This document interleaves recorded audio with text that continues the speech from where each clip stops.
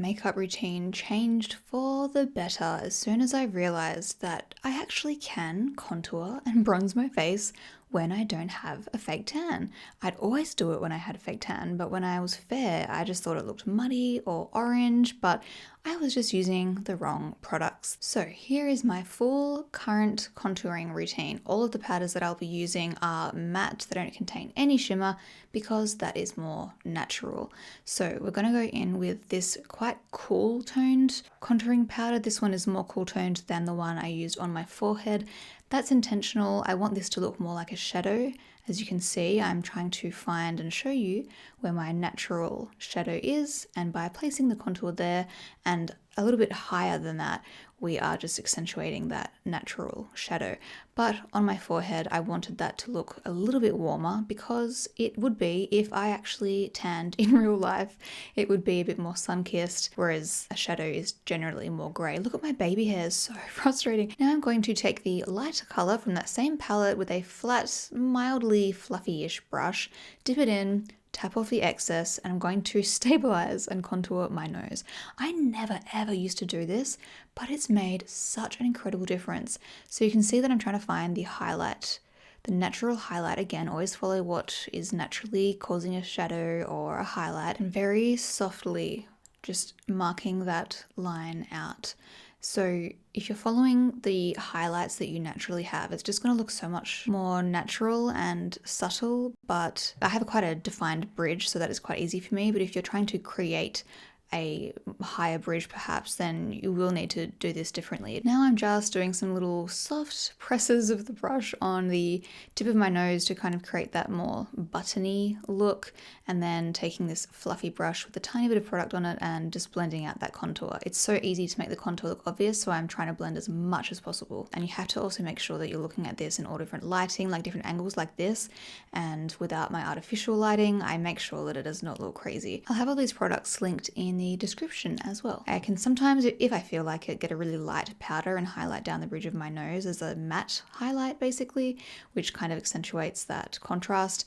And then I also like to grab that powder and then just dab it on the outside of that contour, because again, you're accentuating that contrast, which is a nice way of defining the bridge of the nose without having to add more contouring powder. This step isn't really necessary, but sometimes I like to use a setting spray to get rid of the powderiness left over from the contouring powders and the highlighting powders. But I will usually take my cushion sponge that I used for my foundation and use that to reduce the powderiness and also to further blend out that contouring powder and to make it less obvious. Like, I'm really trying to make it as subtle as possible. The last step is a fluffy brush and that slightly warmer contouring powder. By the way, it's still a very, very neutral contouring powder. It's not warm by most brands' standards. And just using that above my crease and kind of blending it upwards and outwards to help lift the eye. It actually made such a crazy difference seeing this before and after. I was so happy with how that turned out. Now I want to point out some things individually. Look at the contour on my nose. Like, I haven't changed anything about my nose. I'm not breathing in. I'm not like trying to make it all narrow. It literally is just the contouring powder and it's insane. Then I've zoomed out because I want to show you how much more lifted my eyes look and how balanced the warmth of my face is when my forehead is a little bit darker than the middle of my face. It looks like I've applied bronzer to the middle of my face before I had applied any, but as soon as I apply it to my forehead and my eyelids, it just all balances out and the middle of my face doesn't look darker than my forehead. It's crazy. This is how it looked when I took a screenshot. I was actually so happy with this video. Like, this was probably one of my favorite makeup looks I've done all year, and I happened to film it, which is so satisfying. Oh yeah, and this is how I highlight, just very quickly. I didn't actually film this, I probably should have, but small brush on the bridge of my nose, on the tip, under my eyebrow, on my cheekbone, again where the light naturally hits, on my eyelid, underneath my eyebrow, and on my cupid's bow. And then I take some of that contouring powder, usually the darkest shade, and I line that around my lips before I put my lipstick on to make my lips appear more full. This was a video I filmed on a VHS camera for something unrelated. When I was editing it, I thought, oh my god, look how good my contouring on my nose looks. I'm just putting in proof of how great this contouring day was. I know this seems super self-obsessed. It's not that. It's literally just pride. Like, I'm actually so stoked with how it came out. The fact that a VHS camera, which is like 2 megapixels, could pick up my nose contour. Oh, mwah, mwah, mwah. Anyway,